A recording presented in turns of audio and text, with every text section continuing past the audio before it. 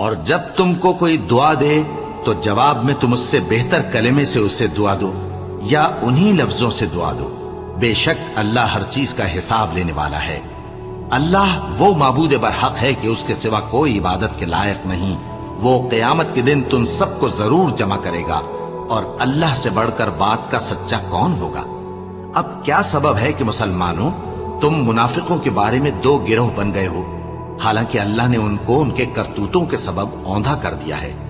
کیا تم چاہتے ہو کہ جس شخص کو اللہ نے گمراہ رہنے دیا ہے اس کو رستے پر لے آؤ، اور جس شخص کو اللہ گمراہ رہنے دے تم اس کے لیے کبھی بھی رستہ نہیں پاؤ گے؟